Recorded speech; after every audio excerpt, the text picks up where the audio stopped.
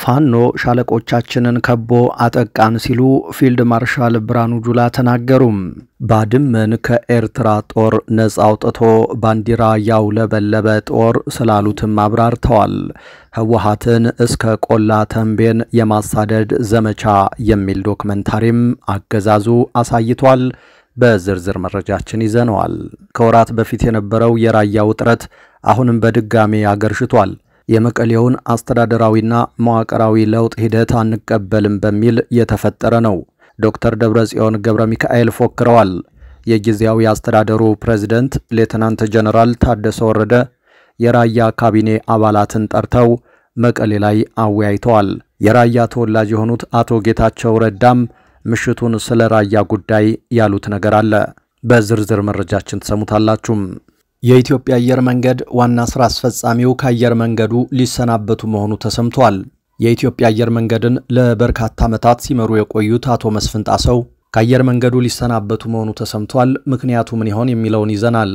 በፍጥነት የኢንዱስትሪ ከተማ የሆነች የመጣችው የደብረ ብርሃን ከተማ ከሰሞኑ አንድ እጅግ አሳሳቢ ችግር ገጥሟታል። በአንጻራዊነት በአማራ ክልል እየተካሄደ ያለው ጦርነት እምብዛም ያልጎዳት ከተማዋ አንጻራዊ ሰላም ያለባት ከተማ ተደርጋም ትወሰድ ነበር። አሁን ከባድ ችግር ገጥሟታል ተብሏል። ምን ይሆን ተሰሙታላችሁ። የኤርትራ ጦር በተጠንቀቅ እንዲቆም መታዘዙ ተሰማ። ከጎረቤት ሀገርና ከቀይ ባህር ጋር የተያያዘ ተጠንቀቅ መሆኑም ታውቋል። ጥንቅራችን ዝርዝሩን ያሰማችኋል። ሰላም ጤና ይስጥልን። በመላው ዓለም ክፍል ሆናችሁ ዝግጅታችንን የምትከታተሉ ክቡራትና ክቡራን የኢትዮስ ሚዲያ ቤተሰቦች እንደምን ቆያችሁ? እነሆ ከተለያዩ ታማኝ መረጃ ምንጮች የደረሱንን አሁናዊ መረጃዎች ይዘን ቀርበናል። ለቻናላችን አዲስ የሆናችሁ ካላችሁ ሰብስክራይብ አድርጉ። ቪዲዮውንም ላይክና ሼር በማድረግ ጀምሩ። በቀጥታ ወደ መረጃው አለፍን። እስከ መጨረሻው ተከታተሉን። ፋኖ ሻለቆቻችንን ከቦ አጠቃን ሲሉ ፊልድ ማርሻል ብርሃኑ ጁላ ተናገሩ። ባድመን ከኤርትራ ጦር ነፃ አውጥቶ ባንዲራ ያውለበለበ ጦር ስላሉትም አብራርተዋል። ህወሓትን እስከ ቆላ ተንቤን የማሳደድ ዘመቻ የሚል ዶክመንታሪም አገዛዙ አሳይቷል። የምዕራብ እዝ ምስረታን ምክንያት በማድረግ ትናንት ወደ ምስራቅ ወለጋ ነቀምት የተጓዙት ፊልድ ማርሻል ብርሃኑ ጁላ አስቀድመው ደግሞ ዘጋቢ ፊልም አሰርተዋል። በዚህም የሰሜን እዝን በጭካኔ ያጠቃውን ወያኔን በእልህ መደምሰስ መለቃቀም፣ እስከ ቆላ ተንቤን የማሳደድ ተግባር መፈጸም፣ ከሜካናይዝድ ወደ ደፈጣ አወርድ ነው፣ መቀለን ተቆጣጠርን ወዘተ የሚል ትንታኔም በሰላም ስምምነት ፈራሚው ያገዛዙ ልሳናት በኩል ሲስተጋባ ውሏል። አቦይ ስብሃትን በቁጥጥር ስር ያዋለ ወዘተ የሚለውም ቀርቧል። ፊልድ ማርሻሉ የፋኖ ኃይሎችንም እንደ ህወሓት ነው ያጠቁን ሲሉ ከሰዋል። ሻለቆቻችንን ከበው ተኩስ ከፈቱባቸው በማለት ጠቅላይ ኢታማዦር ሹሙ በፖለቲካዊ ችግሮች ሳቢያ ወደ ጫካ የገቡ የኦሮሚያና የአማራ ክልል ወጣቶችን የምዕራቡን የኢትዮጵያ ክፍል የበከሉ ናቸው የሚል ቃልን ተጠቅመው ወቅሰዋል። ምዕራብ እዝ የኦሮሞ ነጻነት ሰራዊትን አከርካሪውን መጥቶ አጥፍቶታል በማለት ሲገልጹም ተሰምተዋል። የዚህን እዝ ክፍሎች ገድል ሲያቀርቡ ከተሰሙባቸው ጉዳዮች ውስጥም የሻቢያ ጦርን ባድመ ላይ ደመሰስ ነው፣ ባንዲራም አውለበለብን ያሉት ይገኝበታል። በርግጥ እርሳቸው ኢታማዦር ሹም ያልነበሩበት የኢትዮጵያ መከላከያ ሰራዊት ወራሪን የሚመክት ሉዓላዊነትን ለማስከበር የሚዋደቅ በሰላም ማስከበር ተልእኮዎችም ስሙ የሚከበር ነበር። እርሳቸው የሚመሩት ሰራዊት ደግሞ የውጭ ጦር ባድመ ሳይሆን መቀሌ ድረስ ገብቶ ኢትዮጵያውያንን እንዲገድል የሚፈቅድ ነው። ፊልድ ማርሻሉ ባድመን ተቆጣጥሮ ባንዲራ የሚያውለበልብ የሚል የ25 ዓመታት ታሪክን ሲያቀርቡ ዛሬ እንኳን ባድመ ዛላምበሳን አስረክቦ የወጣ ጦር እየመሩ ያሉ ስለመሆናቸው ግን አላነሱም። ሌላኛው በማብራሪያው የቀረበው ጉዳይ ከደቡብ ሱዳን ጥሰው የገቡ የሙርሌ ታጣቂዎች 108 ህፃናትን 2000 ከብቶችንም ወስደው እዙ ያስመለሰበት ከዓመታት በፊት የነበረ ክስተት ነው። እነሆ ዛሬ ግን ሰው ሳይሆን የደቡብ ሱዳን ኃይሎች ግዛት ቆርሰው ወርቅ ማውጫንም ተቆጣጥረው የሚገኝበት ሆነት ነው ያለው። በሌላ መረጃ በራያ አዲስ ውጥረት ተነስቷል። ደብረጽዮንም ፎክረዋል። ጀነራል ታደሰ ነገሩን ለማለዘብ እየሞከሩ ነው። ጌታቸው ረዳም ገብተውበታል። በራያ ክፍል ውጥረቶች መፈጠራቸው እየተነገረ ነው። የሁለቱን ዓመታት ጦርነት ተከትሎ አካባቢው በአማራ ክልል ስር ሆኖ ሲተዳደር ነበር። በኋላ ላይ በትግራይ አስተዳደር ስር ተመልሶ እንዲገባ የተደረገበት ሁኔታ የተፈጠረ መሆኑ የሚታወስ ነው። በዚህም በአማራ ክልል የነበረው የአካባቢው አስተዳደር ፈርሶ በአቶ ጌታቸው ረዳ ይመራ በነበረው የትግራይ ጊዜያዊ አስተዳደር መዋቅር እንዲዘረጋ የተደረገ ሲሆን በጊዜውም ተቃውሞዎችና ሰልፎችም ነበሩ። በአካባቢው ሁኔታዎች በአንጻራዊነት የተረጋጉ መስለው ቢቆዩም የአቶ ጌታቸውና ጓዶቻቸውን ከትግራይ ለቆ መውጣት ተከትሎ አዲሱን መዋቅር እያጠናከረ ያለው የትግራይ ጊዜያዊ አስተዳደር በራያ በአቶ ጌታቸው በተዘረጋው የቀደመ መዋቅር ላይ ለውጥ ያደረገበት ሁኔታ ያልተፈጠረ መሆኑ ታውቋል። በራያ በተለይ የህወሓት መዋቅር መልሶ እንዳይተከል ጠበቅ ያሉ ተቃውሞዎች እየተሰሙና ውጥረቶችም እየተፈጠሩ መሆኑ ታውቋል። ህወሓት በራያ የተፈለገ ሆኖ አልታየም። ዶክተር ደብረጽዮን ፎክረዋል። ጀነራል ታደሰ ተረጋጉ ብለው የራያ ካቢኔ አባላትን መቀሌ ድረስ ጠርተው አወያይተዋል። የራያ ተወላጅ የሆኑት አቶ ጌታቸው ረዳ ደግሞ የዶክተር ደብረጽዮንን ቡድን ደናቁርት በማለት ለእርሳቸው የወይን ሚዲያ የቃለ ምልልስ ፉከራ ምላሽ በሚመስል መልኩ ሐሳባቸውን አስፍረው ታይተዋል። ህወሓት በዘመቻ መልኩ ገብቼ የራያን መዋቅር አፈራርሳለሁ እያለ ይገኛል። ህወሓት በአቶ ጌታቸው አስተዳደር ወቅት በተለያዩ የትግራይ አካባቢዎች ማህተሞችን እየነጠቀ የራሱን ሰዎች ሲሾም በራያ ያንን ያደረገበት ሁኔታ አልተፈጠረም። ማህበረሰቡ በተለይ ከህወሓት ጋር የተያያዘውን አዲሱን የለውጥ መዋቅር የመቀበል ፍላጎት የሌለው መሆኑም እንደታየ ከአካባቢው እየወጡ ያሉት መረጃዎች አመልክተዋል። የተፈጠረውን ውጥረት ተከትሎም አቶ ጌታቸው ረዳን ተክተው የትግራይ ጊዜያዊ አስተዳደር ፕሬዝዳንት የሆኑት ሌተናንት ጀነራል ታደሰ ወረደ ከሰሞኑ የራያን አስተዳደር ተወካዮች መቀሌ ላይ ጠርተው እንዳወያዩ ከክልሉ ሲወጡ የነበሩት መረጃዎች አመላክተዋል። ከወይን ሚዲያ ጋር ቆይታ ያደረጉት የህወሓት ሊቀመንበር ዶክተር ደብረጽዮን ገብረ ሚካኤል በዚሁ አዲሱን የነ ጀነራል ታደሰ ወረደን አስተዳደር ያለመቀበል ፍላጎት ባሳየው የራያ አስተዳደር ላይ ፉከራቸውን አሰምተዋል። ይሄው ቃለ ምልልስ ከተላለፈም በኋላ የትግራይ ክልል ጊዜያዊ አስተዳደር ጠንከር ያለ ምላሽ የሰጠበት ሁኔታ ታይቷል።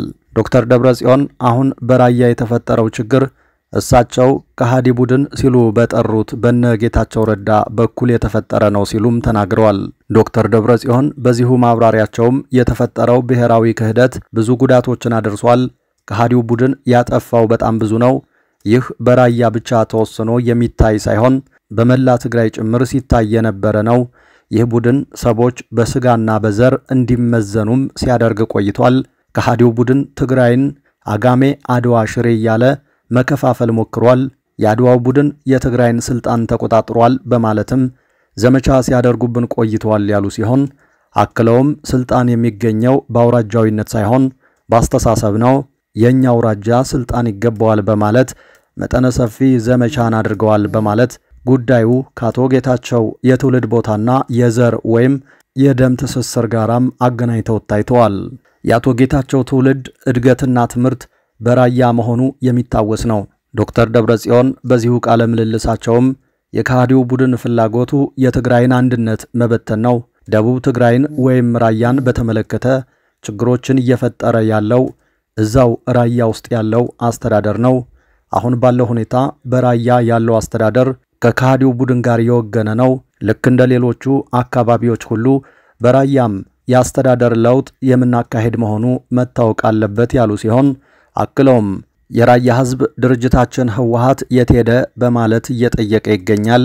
አስተዳደራችን ወደ አካባቢው እንዲገባም ደጋግሞ በመጠየቅ ላይ ነው ሲሉም አስታውቀዋል። ይሄው ቃለ ምልልስ አየር ላይ ከዋለ በኋላ ለዚሁ ለደብረጽዮን ቃለ ምልልስ ምላሽ በሚመስል መልኩ ሐሳባቸውን በፌስቡክ ማህበራዊ ገጻቸው ላይ ያስፈረው የታዩት አቶ ጌታቸው ደግሞ ኃይለ ቃል በተሞላባቸው ቃላት የውረፋ ሐሳባቸውን አስፍረው ታይተዋል። ምዕራብ ትግራይን ነፃ ለማውጣት ቆርጠን ተነስተናል የሚሉ ደናቁርት አሁን ደቡብ ትግራይን ወይም ራያን ነፃ እናውጣለን እያሉ በማስተጋባት ላይ ናቸው። እነዚህ ሰዎች አሁን የሚያደርጉት ነገር ሁሉ የትግራይን ሕዝብ ጥቅምና ህልውና የሚጻረር ነው ሲሉ አቶ ጌታቸው በፌስቡክ ማህበራዊ ትስስር ገጻቸው ላይ ሐሳባቸውን አስፍረው ታይተዋል። ዶክተር ደብረጽዮን የነጌታቸውን ቡድን ከሃዲ ቡድን ብለው ሲጠሩት አቶ ጌታቸው ደግሞ የነ ዶክተር ደብረጽዮንን ቡድን ኋላ ቀርና ደናቁርት በማለት ወርፈውታል። ዶክተር ደብረጽዮን ከህዝብ ጋር ታግለን ከሃዲውን ቡድን አባረነዋል ሲሉም ተናግረዋል። አስተዳደሩን አናስረክብም መዋቅርም አናፈርስም በሚል የጸና አቋምን ይዘዋል የተባሉት የራያ ተወካዮች መቀሌ ላይ ከሌተናንት ጀነራል ታደሰ ወረደ ጋር ከተነጋገሩ በኋላ በመጨረሻ ምን አይነት ድምዳሜ ላይ እንደደረሱ በግልጽ የታወቀ ነገር የለም። ስብሰባው የተካሄደው ባለፈው ግንቦት 1 ቀን 2017 ዓ.ም ሲሆን ውይይቱም የተካሄደው በጀነራል ታደሰና በራያ ካቢኔ ተወካዮች መካከል መሆኑን የድምጽ ወያኔ ዘገባ ያመለክታል። በሌላ በኩል በደብረ ብርሃን ከተማ ከባድ ችግር መከሰቱ እየተሰማ ነው። በፍጥነት የኢንዱስትሪ ከተማ የሆነች የመጣችው የደብረ ብርሃን ከተማ ከሰሞኑ አንድ እጅግ አሳሳቢ ችግር ገጥሟታል። በአንጻራዊነት በአማራ ክልል እየተካሄደ ያለው ጦርነት እምብዛም ያልጎዳት ከተማዋ አንጻራዊ ሰላም ያለባት ከተማ ተደርጋም ትወሰዳለች። ከሰሞኑ ግን ሰላሟ ተናግቷል። ነዋሪዎቿም ፍርሃት ገብቷቸዋል። ነገሩ እንዲህ ነው። ሰሞኑን ያለማቋረጥ ነጋዴዎችና ብር ያላቸው ሰዎች እየታገቱ እስከ 5 ሚሊዮን ብር አስገቡ እየተባሉ ይገኛሉ። ለሚዲያ የደረሰው መረጃ እንደሚጠቁመው ሰዎች አላቸው ተብሎ በሚገመተው ልክ ከ700 ሺህ ብር እስከ 5 ሚሊዮን ብር እየከፈሉ ይገኛሉ። ይሁንና እነዚህ ሰዎች ተሳክቶላቸው ከፍለው ተለቀው ነገሩ ይቆማል ተብሎ ቢታሰብም በየቀኑ የባንክ አካውንታቸውና ያላቸው ሀብት በተደራጀ መልኩ እየታየ ድጋሚ እየታገቱ ይገኛሉ። በዚህ ሁኔታ ያለህን ሀብት በሙሉ ወደ እነሱ አካውንት ትገለብጣለህ። የሚገርመው ለማን እንደሚላክ እንኳን ይታወቃል። የሚያሳዝነው ከገታ ተመልሰህ ይህን አካውንት በፍርድ ቤት ማሳገድ እንዳትችል ሁሉ ያደርጉሃል ያሉን የገፈቱ ቀማሽ የሆኑ አንድ ስም አይጠቀስ ያሉ የከተማው ነዋሪዎች ናቸው። አጋቾቹ የመንግስት አካላት ጭምር መሆናቸው ይበልጥ ያስፈራል የሚሉት ነዋሪዎች ሰላም አስከብር ተብሎ የተላከ ኃይል አይን አውጥቶ በጠራራ ፀሐይ ዘራፊ ሆኖ ሲመጣ ምን ይባላል ብለው ይጠይቃሉ። ሚዲያችን ከሰሞኑ በተደጋጋሚ የሚደርሱት ጥቆማዎች እንደሚያሳዩት በርካታ የከተማዋ ነዋሪዎች ከሰሞኑ እንደ አዲስ አበባ ወዳሉ ከተሞች ይህን ድርጊት በመስጋት እየተሰደዱ ይገኛሉ። ችግሩ በስፋት እየተከሰተ እንደሆነ አንዱ ማሳያ በከተማው አመራሮች ጭምር የታመነበት ጉዳይ መሆኑ ነው። በጠባሴ ክፍለ ከተማ የሁለተኛ ዙር የሚሊሻ ምረቃ ፕሮግራም ከቀናት በፊት ሲካሄድ የደብረ ብርሃን ከተማ ተቀዳሚ ከንቲባ ከተማዋ የራሷን ሰላም በራሷ ለማስጠበቅ ሁሉን አቀፍ ርብርብ እየተደረገ እንደሚገኝ ገልጸው ሰልጣኞች ከዛሬዋ ቀን ጀምሮ በአካባቢያችሁ የሚፈጠሩ እገታና ዘረፋ ከማህበረሰቡ ጋር በመተባበር ማስቆም አለባችሁ ብለው ነበር። ወደ ሌላኛው መረጃ ተሻገርን። የኤርትራ ጦር በተጠንቀቅ እንዲቆም ታዘዘ። ኤርትራ በከፍተኛ ተጠንቀቅ ላይ መሆኗን የሚያመለክቱ መረጃዎች እየወጡ ነው።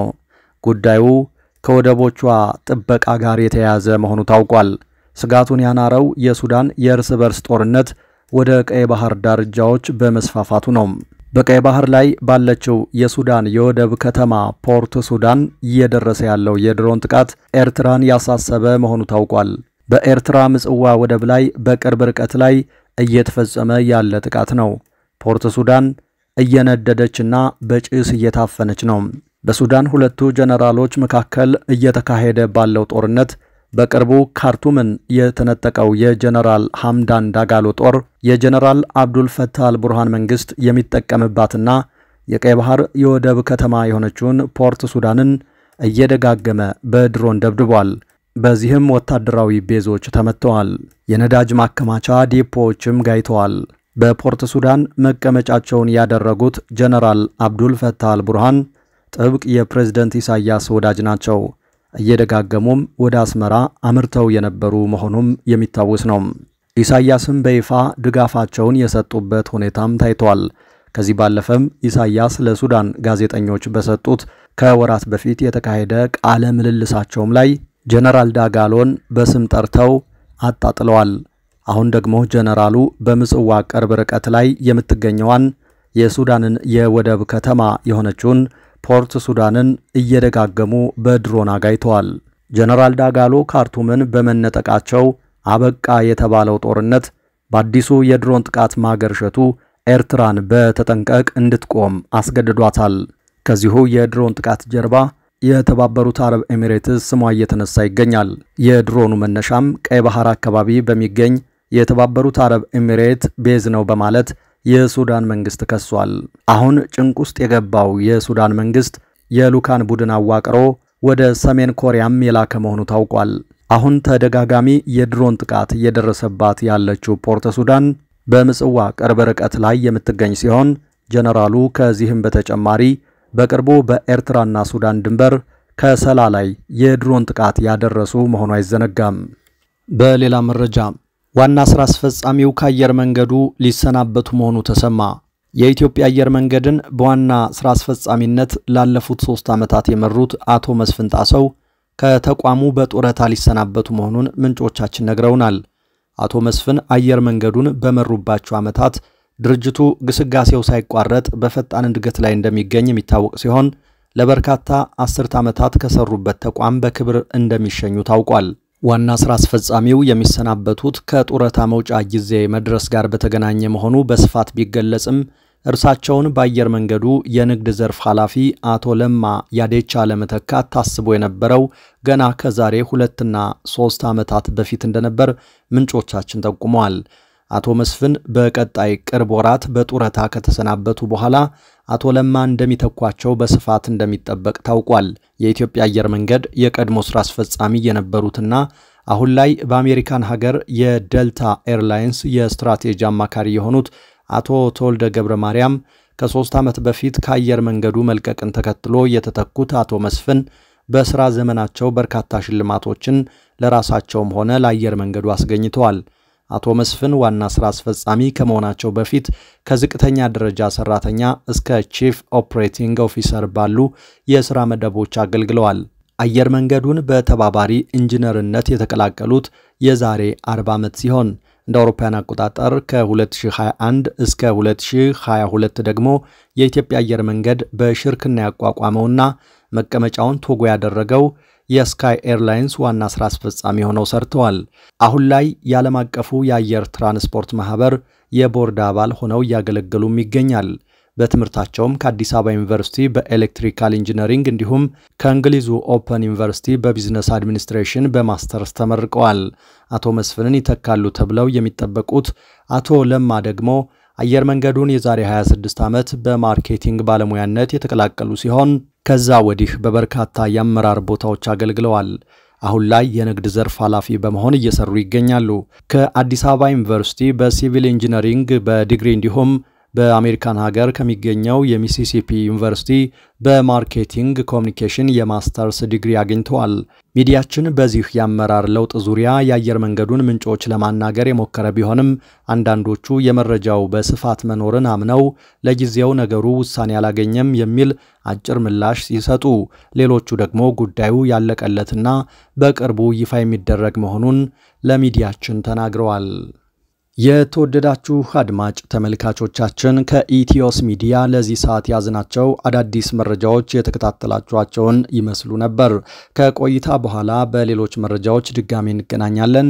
እስከዛው በያላችሁበት ሰላም ጊዜ ተመኘን።